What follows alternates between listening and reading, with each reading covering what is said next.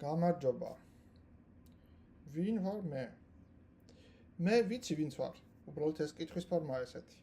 იდენტობის და თვითშებასების თემას მინდა შევეხო დღეს, რომელიც ძალიან მტკივნეული და ტაბუდადებული თემაა ადამიანებში.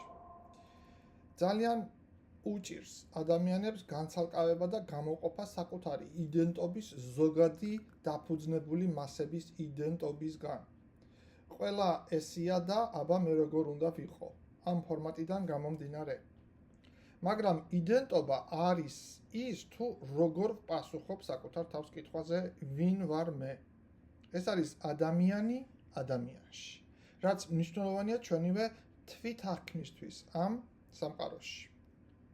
იდენტობა ეს არის ადამიანის ღრმა შინაგანი განცდა იმისა თუ ვინ არის ის, რომელიც მოიცავს პიროვნულ იდენტობას. ეს არის ვინ ვარ. პასუხი, რომელსაც ადამიანი თვითონ აძლევს საკუთარ არსებობას. მაგალითად, ხასიათი, ინტერესები, ღირებულებები, ემოციური სტილი, შინაგანი მისია და მიზნები, ის რასაც ადამიანი ვერ ელევა, რადგან ეს თვითონ არის. სოციალური იდენტობა. ეს იდენტობა განსაზღვრავს ადამიანის ადგილს სოციუმში. მაგალითად, სქესი, ეროვნება, პროფესია, რელიგიური კუთვნილება, სოციალური როლი, მშობელი, მეგობარი, სპეციალისტი. ხშირად ეს იდენტობები გვეძლევა კულტურის, ოჯახისა და საზოგადოებრივი მოლოდინების გავლენით. ყველა ესია და მე რა უნდა ვქნა, რომელიც ვახსენე ზემოთ. არსებობს სულიერების იდენტობა. ეს არის სულიერი ცენტრი, ვინ ვარ მე, ჩემს განზრახვებს მიღმა. იდენტობა როგორც ცნობიერების სუფთა წყარო, კარმული ან არქეტიპული იდენტობა, იდენტობა, რომელიც მოდის წარსული ცხოვრებიდან ან საგვარეულოდან. ეგოს იდენტობა. ეს არის იმიჯი, რომელსაც ადამიანი ქმნის საკუთარ თავზე. ხშირად ეს არის დაცვითი სტრუქტურა, რასაც ვეუბნებით სამყაროს და საკუთარ თავს იმის შესახებ. თუ ვინ ვარ მე, რომ თავი უსაფრთხოდ ვიგრძნო. მაგრამ ეგოს იდენტობა შეიძლება იყოს დროებითი, კონფლიქტური ან ცვალებადი. იდენტობა არ არის რაღაც ერთი, ჩაბეტონებული საგანი. ის დინამიური პროცესია. ადამიანი მთელი სიცოცხლის განმავლობაში ქმნის, ცვლის და ამტკიცებს საკუთარ იდენტობას. მაგალითად, რაღაც ტრამვამ შეიძლება დაარღვიოს იდენტობის განცდა. შინაგანი განკურნება ან სულიერმა პრაქტიკებმა კი შეიძლება მოიტანოს იდენტობის ახალი ფენა. იდენტობა უდრის ავთენტურ მეს. ძალიან ღრმა და საკრალური სათაური გამოვიდა, მაგრამ ეს ნიშნავს, რომ ნამდვილი იდენტობა არის არა ის, რაც საზოგადოებამ გვითხრა რომ ხარ, არამედ ის, ვინც ხარ შინაგანად, სიღრმეში, სიჩუმეში, შენი მე, რომელსაც არ სჭირდება დამტკიცება. რას ნიშნავს ავთენტური მე? ავთენტურობა უდრის საკუთარ თავთან შეთანხმებას, შინაგანი სიმართლის ხმას, სულის ხმას. ეს შენ ხარ ის, როგორიც ხარ, დაუმუშავებელი, დაუცველი, ცოცხალი. ეს შენ ხარ, როცა არ ასრულებ როლს. ეს შენ ხარ, როცა აღარ ცდილობ სხვის მოწონებას. ეს შენ ხარ, როცა არ გეშინია საკუთარი ჩრდილისა და ტკივილის. რატომ არის იდენტობა უდრის ავთენტურ მეს მნიშვნელოვანი? როცა ადამიანი ცხოვრობს ავთენტურად, ის აკეთებს არჩევანს საკუთარ შინაგან წყაროსგან, არა მოლოდინისგან, ვიღაცისგან გარედან. ის ქმნის ურთიერთობებს ნამდვილ საფუძველზე, ის იღებს საკუთარ ჩრდილს და სინათლეს მთლიანად. ის არ იბნევა კრიზისში, რადგან საკუთარი ცენტრი არ არის გარემოზე დამოკიდებული. ის იღვიძებს როგორც სული და არა მხოლოდ როგორც სოციალური როლი. ანუ იდენტობა უდრის ავთენტურ მეს ნიშნავს გახდე არა ის, ვინც გითხრეს რომ ხარ, არამედ გახდე ის, ვინც შენ ხარ, წმინდა, დაუმუშავებელი და ჭეშმარიტი, სულის მოთხოვნილება. როგორ ვიპოვო ჩემი ჭეშმარიტი იდენტობა? რა თქმა უნდა, გაგიჩნდებათ კითხვა. გაურკვეველი იდენტობა ზრდასრულობას არა მხოლოდ უშლის ხელს, არამედ ხშირად ბლოკავს ფსიქიკურ, ემოციურ და სულიერ მომწიფებას. ეს მდგომარეობა შეიძლება შევადაროთ ხეს ფესვების გარეშე, რომელიც ვერ იზრდება, რადგან არ იცის საით უნდა გაიზარდოს. იმისთვის, რომ იპოვო ნამდვილი იდენტობა, დამეთანხმებით ალბათ, რომ ჯერ უნდა გავიგოთ სად ვართ, სად არის ის წვეტა საკუთარ თავსა და მიწებებულ იდენტობას შორის. მოდი განვიხილოთ ეს რამდენიმე სფეროზე. როგორია ფსიქოლოგიური იდენტობის კრიზისი, ჩავატაროთ, ვისაუბროთ არქეტიპული იდენტობის შესახებ, კარმული იდენტობის ამოცანა რა არის ჩვენ ცხოვრებაში და რაც მთავარია, როგორ იცვლება იდენტობა ემიგრაციაში. საკუთარი იდენტობის პრობლემების ერთ-ერთი მიზეზია ფსიქოლოგიური კრიზისი. თუ კი მოხდა ბავშვის უარყოფა მისთვის მნიშვნელოვანი ფიგურის მხრიდან, მამა და დედა. არის ეს ორი ბავშვობაში. პირველი ვარიანტი ორი ვარიანტი იქნება, სულ პირველი ვარიანტი თუ ბავშვი უარყოფილია მშობლების და კონკრეტულად მამის მხრიდან. უკვე ზრდასრული ის თავის ზოგიერთ ინდივიდუალურ მახასიათებელს შინაგანი კრიტიკოსის პრიზმით აღიქვავს, რომელშიც მამის ფიგურის ამოცნობა ადვილად შეგვიძლია. ეს დაკავშირებულია წესების დადგენის, კრიტერიუმების განსაზღვრისა და შეფასებების მიცემის მამობრივ ფუნქციასთან. სწორედ მის ღირებულებებს ადარებს ბავშვი თავის ყოველ ნაბიჯს. თუ მამა ზედმეტად სასტიკი, კრიტიკული, ან პირიქით გულქვა და არაადეკვატური იყო, ბავშვი დეზორიენტირებულია, დამახინჯებული თვითშეფასება უყალიბდება ამ დროს. ამის ფონზე ვეჯახებით ზრდასრულ ადამიანს, რომელიც საკუთარ თავს არ იღებს, რომელიც პიროვნების უარყოფილი ასპექტების გამოვლინებას გულისხმობს. ასევე ის შინაგანი კრიტიკოსის ამოცნობასა და განმუხტვაშია მუდმივად, რადგან ის ცდილობს მამის ფიგურას საკუთარ მახასიათებლებად წარმოადგინოს და დაჟინებით მოითხოვს გარშემომყოფებისგან, რომ ეს არის ის, ვინც მე ვარ. კიდევ ერთი ვარიანტი. როდესაც მამის ფიგურა ბავშვის გარემოცვაში ნეგატიურად და პატივისცემის გარეშე აღიქმება. მაგალითად, თუ მშობლები დაშორდნენ, ან გაურკვეველი რთული რაღაც ურთიერთობები აქვთ. შესაძლოა ბავშვი მათ მიერ შიდა ომებში იქნას გამოყენებული. ბავშვს არ შეუძლია რომ ვინმეს მხარე დაიკავოს, თუ არ აღმოჩნდება ჩართული ძალადობრივი კონფლიქტის მდგომარეობაში, რომელიც ძალიან ხშირია. ბოლოს და ბოლოს გენეტიკურადაც კი მისი ერთი ნახევარი მამისა, მეორე კი დედის. თუ მამის მხარეს დაიჭერს, დედას უღალატებს და დაშორების შემთხვევაში ყველაზე ხშირად მასთან მოუწევს დარჩენა. გარდა ამისა, სწორედ დედა გვევლინება ყველაზე ხშირად საზოგადოებაში დაზარალებული მხარის როლში და ბავშვი მიდრეკილია შეუერთდეს ყველაზე სუსტს. როდესაც ის დედის მხარეს იკავებს, ის ღალატობს საკუთარ თავის იმ ნაწილს, რომელიც მამისგანაა. და როგორ იგრძნობს თავს ამის შემდეგ ბავშვი, როდესაც მისი საყვარელი ადამიანისგან, ანუ დედისგან, რომ ის ზუსტად ისეთივია, როგორც მამამისი, ეს რო ესმის. და ეს ფრაზა მასში ახშობს სიამაყის გრძნობას და მუდმივ მწარე საყვედურებში იზრდება. ძალიან ხშირად ამ შემთხვევაში მამის ფიგურა ასოცირდება უსიამოვნო იარლიხთან. ალკოჰოლიკი, მექალთანე, მოღალატე, გიჟი, პატიმარი, ქალების მონა, ბოროტმოქმედი. სინამდვილეში ეს ერთადერთია, რაც შეიძლება რომ ბავშვმა მამის შესახებ დაიმახსოვროს და შემდეგ მისი იდენტობის ის ნაწილი, რომელიც მამის მუდმივი ცუდი ხსენებით სერიოზულად არის დამახინჯებული ბავშვის იდენტობა. რადგან ამ იარლიყის მიღმა აღარ ჩანს ცოცხალი ადამიანი, რომელსაც ოდესღაც უყვარდა მისი დედა, თავისი მრავალმხრივი ხასიათითა და ღირებულებებით. ასევე გავლენას ახდენს ის, რომ მალამენ სიმართლეს მამის შესახებ, დედები ან ოჯახი, სადაც ბავშვი იზრდება.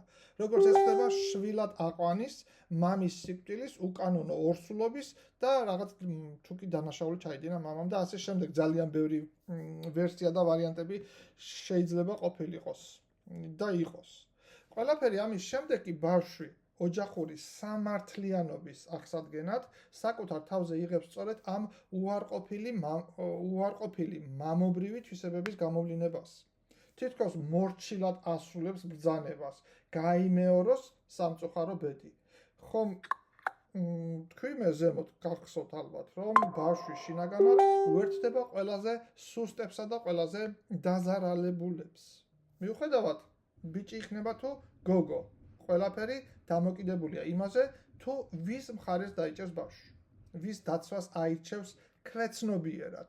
გარდა ამისა, ყველაფერი ის, რაც დათრგუნულია მასში, შეეცდება, რომ იპოვოს გამოსავალი, გამოხატოს საკუთარი თავი, შესაძლოა გახდეს ტირანი, ძალაუფლების ხელში ჩამგდები, ან აირჩიოს სხვა როლიც მშობლების თანხმობის გარეშე და ეს როგორც ზრდასრულში გამოვლინდება მტკივნეული მდგომარეობებით და გამოცდილებების რაღაც ესეთი მდგომარეობებით და გამოცდილებებით მისავე ცხოვრებაში. ანუ ბავშვი როგორც ზრდასრულის ცხოვრებაში. რაღაც სიმპტომებსა და უცნაურობებში, უკონტროლო რეაქციებში ვიღაცაზე ან რაღაცაზე დამოკიდებულებებში და ასე შემდეგ. ფსიქოლოგიური იდენტობის კრიზისი ეს არის მომენტი, როცა ადამიანი კარგავს განცდას იმისა თუ ვინ არის. ამის მიზეზები ძლიერი ტრავმა, მაგალითად დაკარგვა, განქორწინება, პანიკური შეტევები, ცხოვრების გარდამავალი ფაზები, პუბერტატის მოზარდობის პერიოდი, რომელიც იწყება 12 წლიდან 18 წლამდე და მეორე ესეთი პუბერტატის პერიოდი არის 30-დან 40 წლამდე, 42 წლამდე. შუახნის კრიზისს რასაც ვეძახით. როგორც ქვია ფსიქოლოგიაში, ეზოთერიკაშიც იგივეა. როლის დაკარგვა, მაგალითად მშობლის ლორის შვილის გაშვების შემდეგ, რომელიც ძალიან უჭირს განსაკუთრებით ქართველ დედებს, როგორ შეიძლება შვილი გაუშვა, მაშინ ვიღაზე უნდა ვიზრუნო, მე რა როლი მექნება, დაახლოებით ამ კუთხიდან. შინაგანი სიცარიელის გაცდა, ვიღვიძებ და არ ვიცი რისთვის ვცხოვრობ, ცოცხლობ.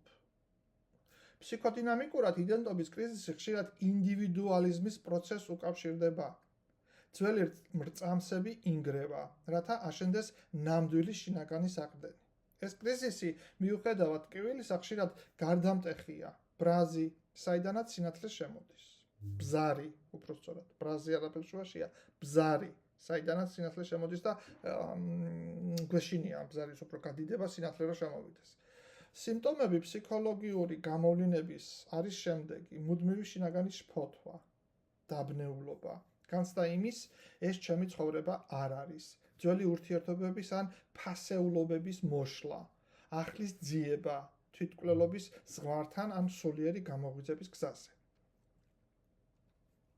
ეს მე ამიტომ ვსაუბრობ, რომ დააკვირდეთ, თუ კი არის რამე მანიშნებლები ფსიქოლოგიური კრიზისის, ესე იგი აუცილებელი პირობაა, რომ უნდა იპოვოთ საკუთარი იდენტობა. ვინ ვარ მე? კითხვა დაუსვით საკუთარ თავს. შემდეგ მოდის არქეტიპული იდენტობა.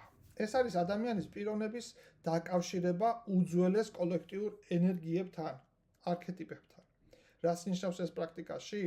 შენში შეიძლება გაჩნდეს შეკითხვა: მე ვარ მემკვიდრე, მე ვარ მეომარი, მე ვარ მკურნალი, წინასწარმეტყველი, დედა, მაცდუნებელი, როგორ ვლინდება? ეს სიზმრების, ფანტაზიების, სიზმრებში და ფანტაზიებში თანდევი სიმბოლოებით, თუ კი გაქვთ ესეთი რაღაცა. შეგიძლიათ ასევე მეტაფორული ბარათებში კითხვა დაუშვათ, სადაც ჩნდება არქეტიპული ფიგურები, არის თქვენი, ტაროში, ტაროს კონსულტაციად შეგიძლიათ მაღალი არკანებით არის არქეტიპები, ისევე. და ნუმეროლოგიაში. ნუმეროლოგია ატარებს არქეტიპის ვიბრაციებს, თქვენი ციფრი. მაგალითად, მარტივად რო გითხრათ, 7 ნიშნავს მოძღვარს, ანუ მასწავლებელს, 2-იანი ნიშნავს სულიერ დედას, იმიტომ რომ თვარის გავლენა აქვს. არქეტიპული გავლენაა. და ამიტომ გავლენას ახდენს ეს ყველაფერი ადამიანზე. სარგებელი არქეტიპთან კავშირი ადამიანს აძლევს განსაზღვრულობისა და წესრიგის განცდას. ის გვეხმარება დავინახოთ რა როლს ვასრულებთ სამყაროში. საიდან მოდის ჩვენი შინაგანი ძალა, რომელი არქეტიპი დაჩრდილულია თუ მოითხოვს გამოღვიძებას. ნუმეროლოგია მაგიტოა ძალიან კარგი, რომ ჩვენი ციფრები, ყველა ციფრი არქეტიპულად გავლენას ახდენს თავისი პროცენტულობით ჩვენს ცხოვრებაზე. კარმული იდენტობის ამოცნობა. ეს არის იმ ნიღბების მოხსნა, რომელიც მოგვეცა არა როგორც არჩევანი, არამედ როგორც კარმული დავალება. რას ნიშნავს კარმული იდენტობა? იდენტობა, რომელიც გადმოგვეცა შობიდან, დაბადებიდან, შენ უნდა იყო ძლიერი, შენ უნდა გაჩუმდე. ასეთი ფორმატით. წარსული ცხოვრების გავლენა, როლი, რომელშიც სული ჩაეშვა ხელახლა. დაუმთავრებელი როლი წინა ცხოვრებიდან, რომელიც ხელახლა განმეორდა. იდენტობა, რომელსაც თავად არ ვირჩევთ, მაგრამ ტკივილივით მოგყვება. მაგალითად, ადამიანი, რომელიც ყველაფერს დათმობს სხვისი კეთილდღეობისთვის, შესაძლებელია წინა ცხოვრებაში მორჩილი, მონაზონი ყოფილიყო. ან იყო. ის, ვინც ვერ იტანს შეზღუდვებს და სისტემებს. დღეს და ეხლა შეიძლება წარსულში წამებული ან რევოლუციონერი ყოფილიყო რაღაცა. რევოლუციონერი პირდაპირ ამ სიტყვის მნიშვნელობით. რევოლუციონერობა არ ნიშნავს იმას მარტო, რომ რევოლუციონერი დღესაც შეგიძლიათ იყოს ნებისმიერ თქვენგანი ახალი მარტო ის რა ქვია მეფის გადაგდება თუ მე-18 წელს მეფე რო გადააგდეს მარტო ეგ არ არის რევოლუციონიზმის ახსნა.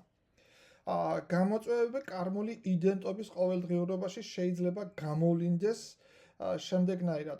ადამიანი ვერ ხსნის, რატომ იწებებს ერთსა და იმავეს. ჩაკეტილობა იმ იდენტობაში, რომელიც აღარ ემსახურება განვითარებას. ესეთი გამოვლინება აქვს ყოველდღიურობაში. ყველაზე მტკივნეული და ძალიან გავრცელებული იდენტობის ცვლილება ხდება ემიგრაციაში. და მინდა მიმართო ყველა ემიგრანტ, განსაკუთრებით დედებს და ქალებს და გოგუებს. ბიჭებსაც თუ კი აქვთ ეს პრობლემა, რა თქმა უნდა.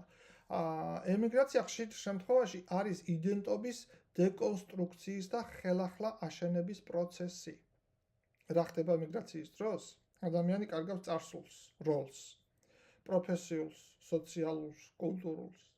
ენის, კულტურისა და სიმბოლოს დაკარგვა უდრის იდენტობის დეზორიენტაციას.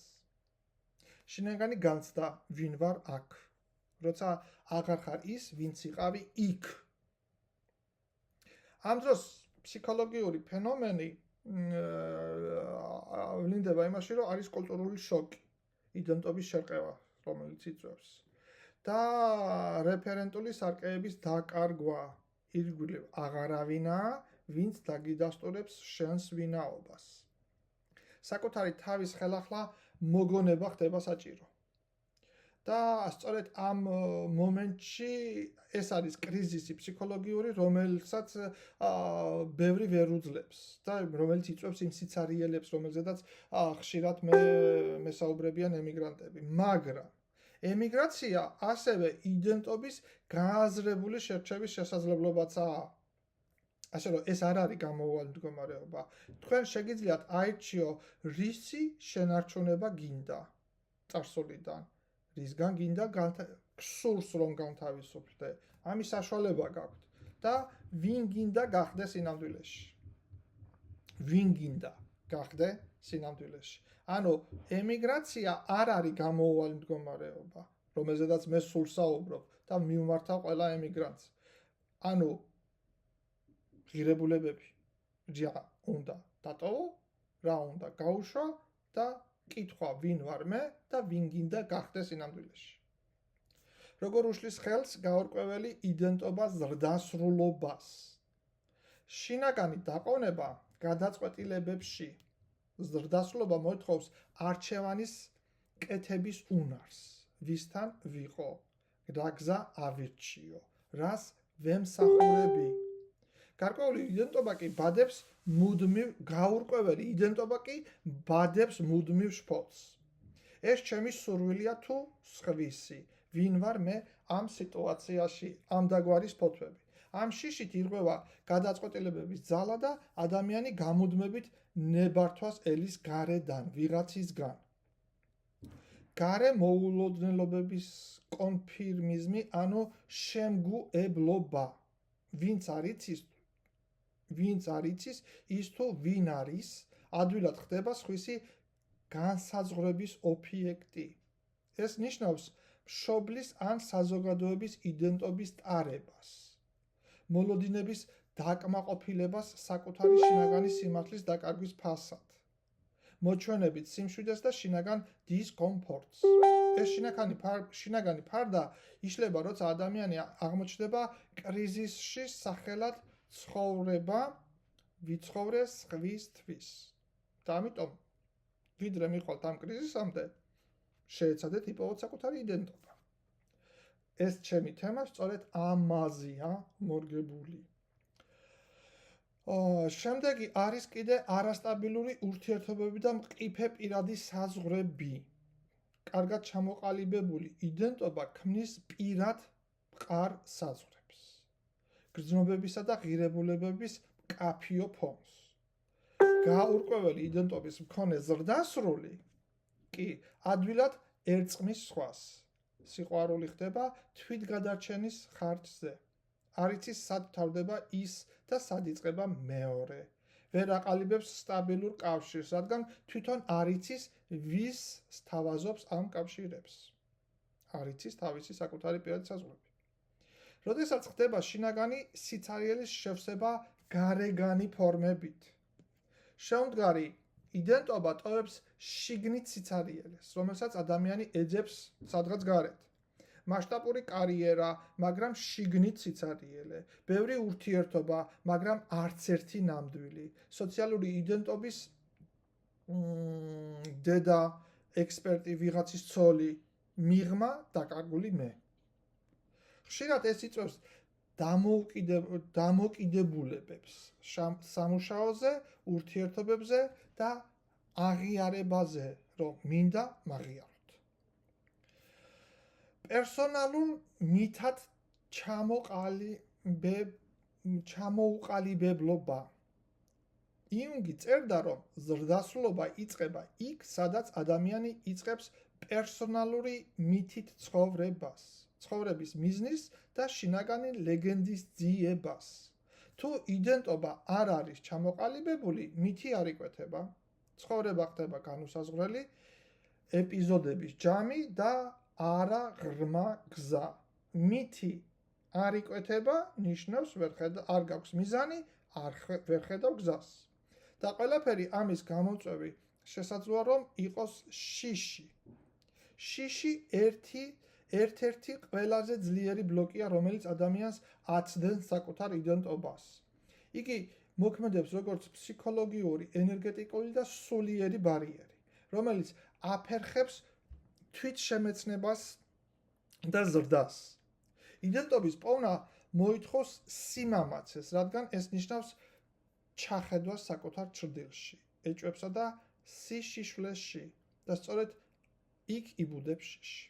შიში ეს არის მოძრაობის პარალიზატორი.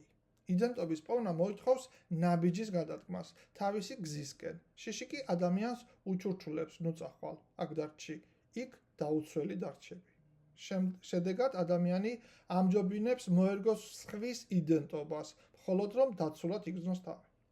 თუ მე ვქმნი საკუთარ თავს, ვერავინ, თუ მე ვიქნები საკუთარი თავი, ვერავინ შემიყვარებს. თუ გავაკეთებ ჩემს არჩევანს, მიტოვებული დავრჩები. ეს არის შიშის გამოვლინება ადამიანებში. ეს შიში მოდის ბავშვობიდან, როცა იდენტობის გამოხატვა ისჯებოდა ან უარყოფას იწვევდა. შედეგად პიროვნება თვითონ იწყებს თავისი სიმართლის ჩახშობას. ფსიქოლოგიური ფონი ფსიქოენერგეტიკული ფონი, უფრო ენერგეტიკული ფონი ამ შემთხვევაში დაბლოკილია მესამე და მეოთხე ჩაკრა.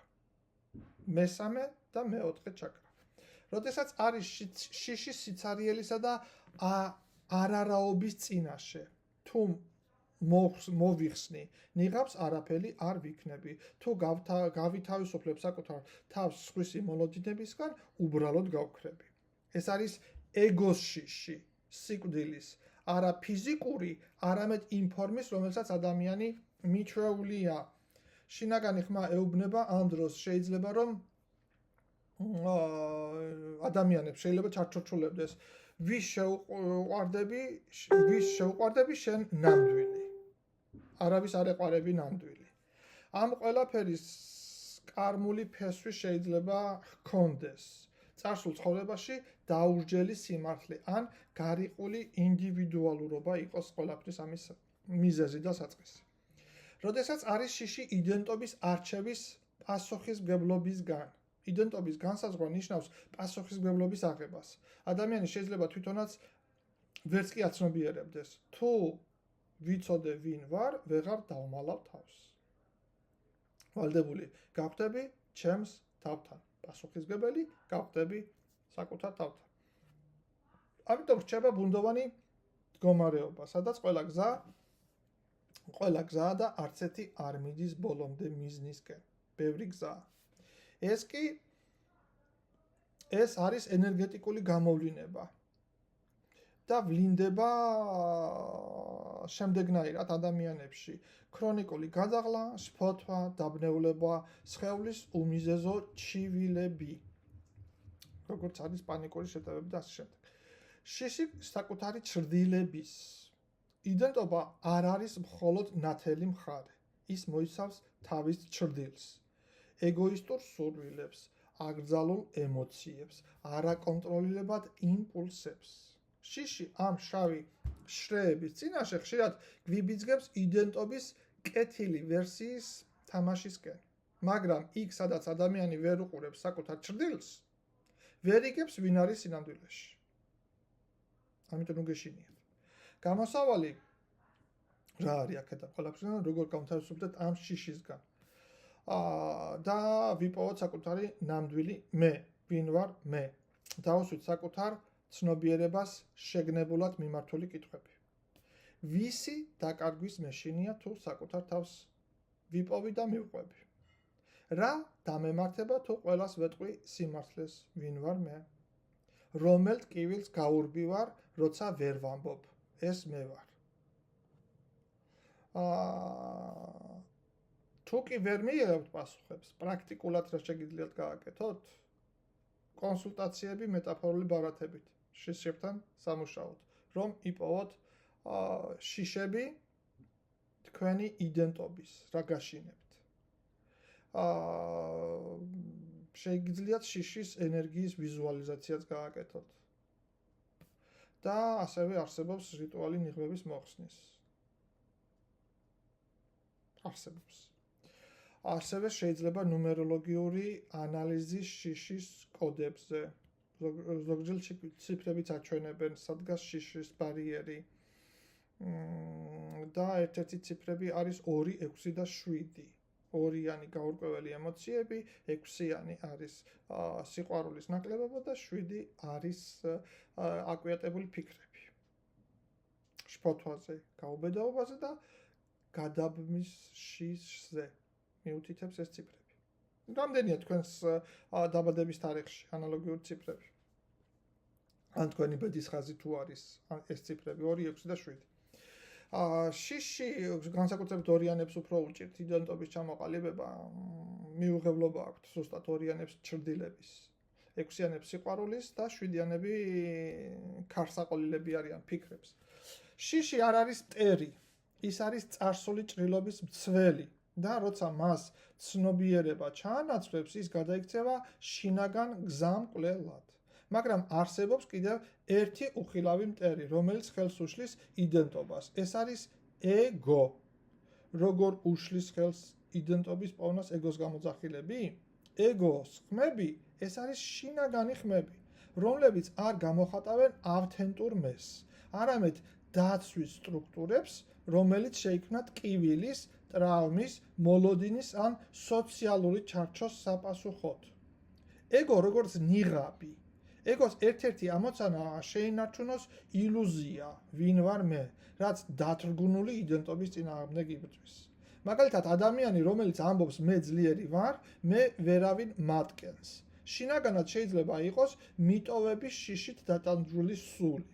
მაგრამ ეგოს ხმა არ უშვებს, იმიტომ რომ მისი ნიღბის დაშლა უდრის დაცვის მექანიზმის დანგრევას. შედეგი, იდენტობა არ არის ნამდვილი. ის არის ეგოს მიერ შექმნილი სურათი, რომელიც არ ითავისებს სიღრმეებს, მხოლოდ ფორმას. ეგო ცდილობს კონტროლს და განსაზღვრებას. იდენტობა სულიერი ბუნების მყარი სიჩუმეა. ეგო არეულობის მმართველი. ესე უნდა იყოს, ასე უნდა გამოჩნდე, თუ არ იქნები საკმარისი, ვერ დაგაფასებენ. ეგოს ხმა ცდილობს შექმნას იდენტობა შიშზე დაყრდნობით, არა სულის შინაგან ჭრეტაზე. ეგო ხელს უშლის საკუთარი ჩრდილის მიღებას. ავთენტური იდენტობა მოითხოვს საკუთარ ჩრდილთან შეხვედრას, რასაც მე ჩვენ ყველა ადამიანში არსებულ პატარ-პატარა დემონიკებსაც ვეძახი. იმ ხარეებთან, რომელიც არ მოგწონს ან ცხვენია მათი. ეგოს გამოძახილი ამ დროს ამბობს, შენ ასეთი არ ხარ. ეს ვერ იქნები, ძალიან ბნელი ხარ. თუ ამას სხვები გაიგებენ, დაგტოვებენ. ამგვარად ეგო ტოვებს იდენტობას მხოლოდ ზედაპირულ უტოპია სივრცეში და ხელს უშლის მთლიანობის განცდას. როდესაც ეგო მუდმივად ცდილობს თვითდამტკიცებას, ეგოსთვის იდენტობა არის შედარება და მიღწევა. მე ვარ ამაზე უკეთესი, მე ვარ ექიმი, ფსიქოლოგი, ქალი, წარმატებული, მე ვარ ის, ვინც იცის ყველაფერი. ეს არის ეგოსთვის დამახასიათებელი. მაგრამ რეალური იდენტობა არ საჭიროებს თვითდამტკიცებას. ის უბრალოდ არის. თუ მუდმივად გჭირდება დამტკიცება, ეს უკვე არის ეგოს იდენტობა და არა სულის. ეგოს ხმები არ არიან მტრები. ისინი სინამდვილეში არიან შენივე დაშინებული ნაწილები, რომლებიც შველას ითხოვენ შენგან და გზას ვერ პოულობენ გამოსვლის. როცა ამ ნაწილებს ცნობიერების შუქი და თანაგრძნობა შეეხება, ისინი გზას დაუთმობენ შენს ნამდვილ მეს, სიჩუმის ჭრეტის და შინაგანი სინათლის მატარებელს, რომელიც აბსოლუტურად ყველა ადამიანში არის. ის პატარა თეთრი წერტილი, აბსოლუტურად სხვადასხვა ზომის. მაგრამ მაგის ამოტანა არის ეს ამოუტანლობის მიზეზები არის, რომელზედაც მე ვისაუბრე, უკვე ნახევარი საათია ვსაუბრობ მაგაზე. ამიტომ იყავით გაბედულები, იპოვეთ საკუთარი იდენტობა, ნუ გეშინიათ. ის ბევრად ძლიერია, ვიდრე დანარჩენი ყველაფერი. მადლობა, წარმატებები.